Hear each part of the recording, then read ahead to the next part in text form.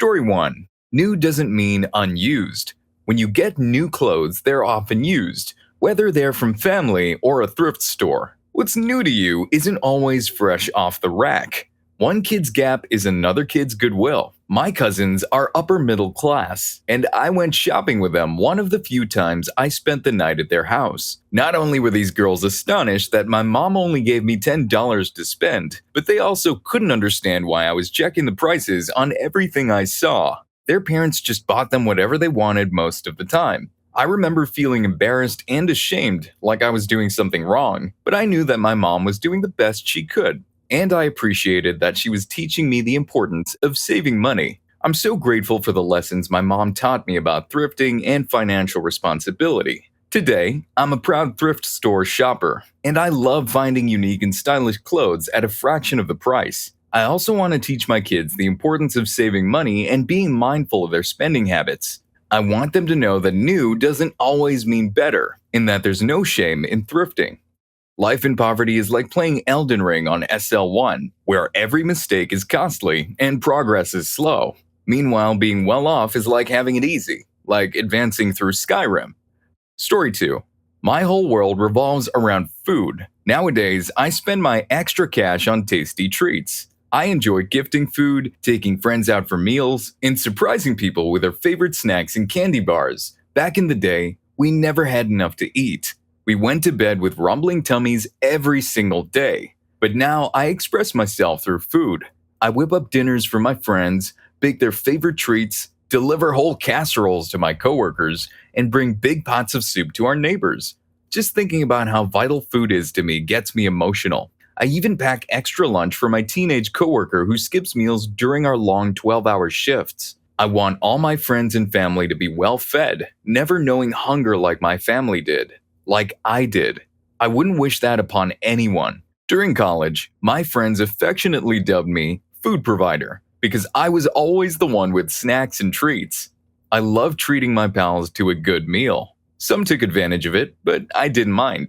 Even as an adult, feeding people remains my top priority. In my office, I keep a snack drawer stocked with nuts, granola bars, crackers, fruit snacks, and more. There's just a bowl of sweets for everyone to grab and go. It's a delightful pick-me-up during the monotonous parts of the day, especially for those who skipped lunch or forgot breakfast. I was adopted at birth by an upper-middle-class family, and since then, I've never experienced financial hardship, nor do I ever wish to. I don't believe I deserve to eat any more than anyone else, and the fact that I was simply born into fortunate circumstances isn't fair. I deeply empathize with anyone's experience of true hunger, and I'm determined to ensure that no one around me ever goes hungry. Story 3. Watching the rest of the class go on exciting class trips or vacations while you stay back at home or head off to work. And then there's the experience of dealing with bills before even hitting 18. Receiving your hard-earned paycheck and handing it over to your mom as soon as you get home, just so the water and electricity stay on for the month. Also, never seeing your gas gauge needle rise above the halfway mark, and delaying oil changes until your car starts making those odd grumbling noises at you. Sporting the same 2 pairs of shoes until they practically fall apart, and then making a thrift store trip for the next pair. And the sheer excitement when mom decides to order pizza for delivery because it's your one and only birthday wish. Reflecting on all of this is stirring up some emotions.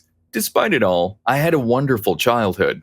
My parents never let us forget how much we were loved, so being in disadvantaged circumstances didn't really faze us, except when we encountered strangers or people at work and school treating us differently because of it. It's quite amusing, huh? We ended up moving in with my sister-in-law after her divorce. So it was her 3 kids, my husband, myself, and our daughter. A packed house indeed. We faced our share of financial struggles, like selling plasma, but those weekend gatherings in the kitchen, playing cards, were the good times we'll always remember. Story 4. You know what's something a poor kid gets but would baffle a rich kid? Waiting around in a laundromat. I've had to do it a couple of times, and let me tell you, it's no picnic. One of my favorite laundromat memories goes like this.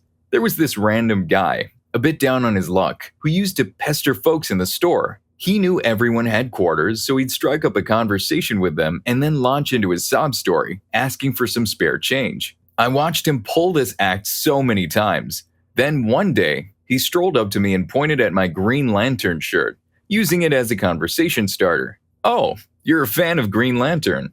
I quickly realized that this was just another act friendly before asking for money tactic. So I decided that if we were going to have a phony conversation, I'd outdo him at it. I launched into an enthusiastic monologue about comic books, making sure he couldn't get a word in edgewise. When I was done, he casually said, "Hey buddy, you wouldn't happen to have any spare quarters for the machine, would you? Looks like I'm fresh out." The look he shot me could have melted steel. The classic, "you little rascal" glare. I just grinned back at him with my best cheerful nerd face. He paid him back in kind, huh? Nice. Lucky for him, that guy wasn't Rutger Hauer with a shotgun. Story 5. There's something that a poor kid gets, but it might baffle a rich kid. Buying food not based on taste or preference, but on the price point and how filling it is. And then there's the art of having sleep for dinner. If you curl up with your knees pulled to your chest, it somehow helps ease those hunger pangs. We also had a delicacy we called sugar sandwiches for dinner. It's a real treat, let me tell you. Just butter, sugar, and bread. We used to think of it as dessert for dinner. But my mom recently explained that it was more because we didn't have any other food on hand. For my cousin, things were a bit different. They had butter and sugar toast for breakfast because his dad needed the milk for his coffee, and we were fresh out of peanut butter and jam. He even brought it to school for lunch a couple of times, though their typical out-of-food lunch was jam or plastic cheese sandwiches. His parents always found something for dinner, even if it was just grilled cheese sandwiches each night. Then there's the cruel phenomenon of school lunch shaming. In some places, like debt-ridden Rhode Island, kids have to eat the Sun P&B out of shame. And let's not forget the experience of showing up to school smelling less than fresh because your parents couldn't afford utilities that month, as if it was your choice to be in that situation. I grew up on an acreage that we rented, downwind from the town landfill. And even when we did laundry, the stench just wouldn't leave us. We endured constant teasing and mockery in school, making those days challenging to say the least. Story 6. One thing a poor kid gets but might bewilder a rich kid is the struggle between feeling guilty and grateful when your friends share their food with you. It's a constant battle within, because on one hand, you never have enough money to buy sufficient food to truly satisfy your hunger. So when your friends offer you some of their food, it's nothing short of awesome. But on the other hand, you deeply empathize with the awful feeling of not having enough food for lunch, and you don't want to burden your friends with that situation. My dad always taught me that if someone needs food, you should share it, even if it means you'll go a bit hungrier that day. After all, you might feel less full for a day, but they could be hungrier than that for the whole year, and you would never know. He'd always give me extra money when going out to cover my friends if they need it. When we took my friends out as a family, he never hesitated to pay for their meals, so they could eat whatever they wanted. We weren't wealthy, so it's not like we had money to spare. But my dad knew what it was like not to have enough to eat. Today, he owns a well-known restaurant and often lets homeless people eat there for free. He's encountered a few individuals who tried to dine and dash at the bar area, and that's the only time he'd kick them out. He tells me if they need food, they can come and enjoy whatever meal they'd like. Food and water are essential, but alcohol isn't.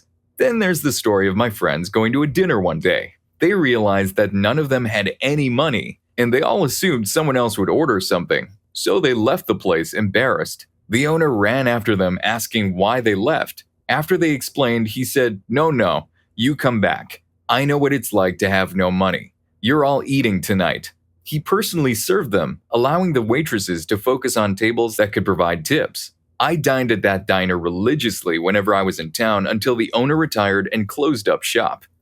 Story 7. There's something that a poor kid understands all too well, but it might utterly baffle a rich kid. The constant struggle of taking one step forward only to take 2 steps back. It goes something like this. Every time you manage to get a little ahead, maybe an extra $100 or so in your pocket, you start to relax and breathe a bit. But without fail, the next day, something catastrophic happens with the car, or an appliance breaks down, or there's an unexpected late charge on something you had completely forgotten about. It's a never-ending cycle of financial setbacks. I once had a conversation with my bank, TD Bank. I ended up with an overdraft fee because my insurance payment came out earlier than expected, thanks to February being a bit too eager. And I had also paid a bunch of smaller bills like electric, gas, groceries, and more. The result? They charged me a staggering $280 in overdraft fees. I was short on funds, but not by much. So how did it add up to $280? Here's the logic I expected. Oh, your insurance came out last, causing an overdraft of $200. Here's a $35 penalty. Thanks. But TD Bank's logic was a head-scratcher. No, see, the other charges were all still pending, even though they were made the day before. We organized them by the largest purchase first, so my $250 car insurance payment put me at $50, which resulted in an overdraft fee for the electric bill, the gas bill, and one for each grocery store where I'd carefully shopped to maximize coupons and deals. All said and done, it was a whopping $280 in fees, 8 $35 fees instead of just one. I was left in the negative by $480 due to transactions that only added up to $250. TD Bank graciously offered to refund just one of the overdraft fees. That experience drove me to switch to a credit union that processes transactions as they happen and offers overdraft protection. The truth is, it's expensive to be poor. It really sucks to be broke, right? Keep your chin up and budget tight, because finances don't pull punches these days. We all wish life could be easier for everyone, right? If you're with me, give this video a like and subscribe to my channel. Story 8. I grew up as a poor kid, but lucked out with the opportunity to attend a good high school. The downside was having to rub shoulders with entitled brats. I'll never forget the time I watched a girl fling her brand new gold iPhone across the room without a care in the world, knowing her parents would replace it. And then there was this one kid at my high school who decided to turn his $150,000 Range Rover Sport HSE into a battering ram by crashing it into a light post at 35 miles per hour in the school parking lot, all because he was too busy fiddling with his phone. 2 days later, he's cruising around in a $90,000 Audi S5 convertible, probably because his parents figured, why not just buy him a new car? The sheer number of house parties in 1 to 10 million mansions was mind-boggling. These were the spare/beach/investment houses, where parents didn't seem to care what happened to them. It was as if their parents bought properties for investment purposes and then let kids run wild in them. It felt like a scene straight out of The Wolf of Wall Street, but in high school, and I couldn't help but feel completely out of place. Those same kids would total the new cars they got for their birthdays, indulging in manicures, facials, and eye extensions every week without ever having to work a day in their lives. Meanwhile, I remember the fear I felt when I accidentally ripped the strap of my backpack. A faithful companion for 4 years, I took it upon myself to sew it back together because I didn't want to stress my mom with the task of finding a new one for me. I continued using that patched-up backpack for another 2 years through college, until it finally gave out, and I was able to get a new one. Story 9. Back in high school, I had a run-in with a fellow student because of my affordable shoes from Marshall's. Here's how the conversation went down. Kid: man, those shoes are really ugly. Me: yeah, I know. I'll have to wait for my next paycheck to get some new ones. Kid: why don't you just ask your parents to buy you new shoes? Me: well, they've got other important things to spend their money on right now. Kid: wait, so your parents don't buy you new shoes? Me: nope, I've got to save up for them. Kid had a look of total confusion on his face.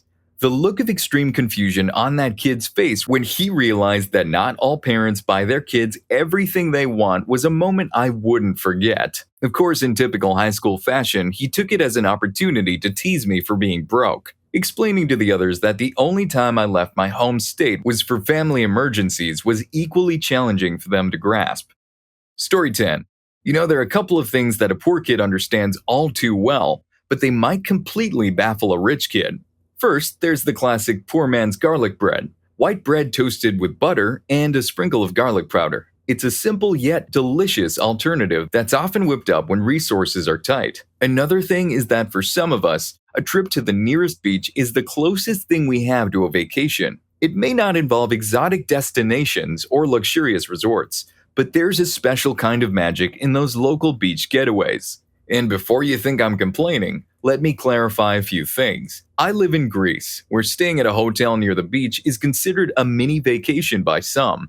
I wouldn't classify myself as poor, but we're not exactly rolling in wealth either. My family's income is higher than that of my friends, but our priorities tend to eat up our vacation funds. Growing up, we couldn't afford cable, which means I missed out on a lot of movies. I often get teased as a 35-year-old for not having seen classics like The Mighty Ducks, The Sandlot, The Goonies, Back to the Future, or Ghostbusters, to name a few. People always ask, how have you never seen these? Now, it's reached a point where I don't have much of a desire to watch these older kids' movies for the first time. I'm not complaining though. My mom did her best to keep my childhood enjoyable, but most of my friends don't understand that not having cable deprived me of many of the pop culture references they hold dear.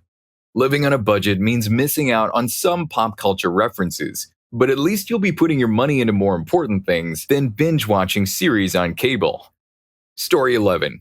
Some say it's all about cleanliness, but I'm not sure if that's quite the right word for it. An ex-neighbor of mine, an older lady, specifically asked for my help in cleaning up her property and packing her stuff when she was moving. She mentioned she wanted me because she thought I'd understand. She was referring to the state of her house and yard. And you know what? She was spot on. My family had a property that some might call a white trash or redneck kind of place, complete with all the quirks that come with it. But it didn't really hit me that other people had similar setups. I guess I just never expected folks who didn't grow up in the country or live on a street in the woods with no street lights to get the nuances of how a redneck yard and house look function. Sure, we've got a bit of a bug problem, and you might spot a couple of defunct broken cars hanging out in the grass, but I promise we're not the crazy stereotypes you might have in mind. It's all perfectly safe, I assure you. Story 12. Ever wondered what it's like to have spaghetti for over a year and a half? Well, other than on my birthday, that's been my daily meal. And let me tell you, I'm not a fan. In fact, I hate it. I really, truly, absolutely despise it. Sorry, I had to get that off my chest. You see, I've got a pantry stocked with noodles that I snagged for a mere 30 cents a pound. It's become my daily fare, and I've chosen to work my way through them instead of splurging on other food. Sure, my grocery bill is practically non-existent, but the monotony of noodles has me longing for some variety in my diet. Let's talk about another thing that's confusing. When a rich kid, even as an adult, casually mentions, or worse, makes a big deal about their extravagant experiences. Stuff like flying to far-off places, jetting off to foreign countries, going to Disney World, savoring the delights of a hibachi restaurant or indulging in a fancy steakhouse, taking part in pricey camps and programs at school during summer. They might drop a "you've never blank?" bomb, leaving you scratching your head. What they often fail to grasp is that it's not just a matter of not having done it. It's about the self-consciousness that can come with not having those opportunities. The truth is, it's a feeling that's pretty universal. And since we're on this topic, I'd like to add that it's also baffling for some to fathom what it's like to sleep on the floor without a proper jacket. Not because you want to, but because you have to. It's a whole different world that many take for granted. Story 13. I remember being excited about power cuts as a kid, even though they were really because we couldn't afford electricity. My parents made them fun events, lighting candles and telling ghost stories. I didn't have much of a sheltered childhood, but I'm glad I didn't know the reason for this. Those are some of my best memories of all of us huddled around a candle toasting marshmallows. I had to get creative for entertainment since I rarely had toys and my friends couldn't come over. Sugar rice was a staple, and I had crap on a shingle, white gravy, and meat on white bread, at least once a week. My parents were constantly busy with work and side jobs, and they were exhausted all the time. Hand-me-downs were new clothes, and I shared a room with multiple family members. I had to do chores without getting money or a reward, and I always got consoles and games 2 to 5 years after they were released. Despite all this, I had a happy childhood. My parents loved me and took care of me the best they could. They taught me resilience and creativity, and I'm grateful for that. This shows that happiness can still top up even when life sucks and things are looking bleak. All you need is a little creativity and a lot of love. Story 14. Seldom or never traveled abroad. Many people from outside the US don't understand why so few Americans travel abroad. There are a few reasons for this. Time. It takes time to travel to another country, especially if you don't live near a border. Crossing an ocean can take a day or more of your precious vacation time each way. Money. Flights are expensive, and so is renting a car or using public transportation in a foreign country. It can be hard to justify the cost of traveling abroad when you can experience so much in the US for less money. Distance. The US is a large and diverse country, with something to offer everyone. It's easy to find a vacation spot in the US that is within driving distance, or that has a short flight time. Culture. Americans are generally less interested in learning about other cultures than people from other countries. This may be because the US is a melting pot of cultures, so Americans don't feel the need to travel abroad to experience different ways of life. Vacation time. Most Americans only have 2 weeks of vacation time per year. This is not enough time to travel to another country and have a meaningful experience. Story 15. You know what some rich kids wouldn't understand? Getting to enjoy the leftovers that the guests didn't quite finish. It's like a bonus treat because your parents always whip up the best dishes when visitors come over. But it's not just about eating leftovers. It's about getting a taste of those special dishes your parents don't usually serve. It somehow tastes even better after everyone has left, doesn't it? And speaking of skills, knowing how to sew is a real necessity. I've mended countless shirts, pants, and even my couch. I swear, everyone should pick up this skill. Pro tip: if you're patching something by hand, using an embroidery hoop makes life so much easier. Now, here's another memory that stands out. I'd never been to a dentist before, and I vividly recall seeing this older guy walk into a dental clinic. He looked like he was about to have a panic attack. The lady at the front desk asked, "May I help you?" He simply replied, "My tooth hurts." Then she hit him with a barrage of questions about insurance and tried to hand him a mountain of paperwork. He just looked so defeated and said, "Never mind," before walking out. Our healthcare system, especially dental care, can be a real mess. Good oral health truly can be life-changing. Story 16.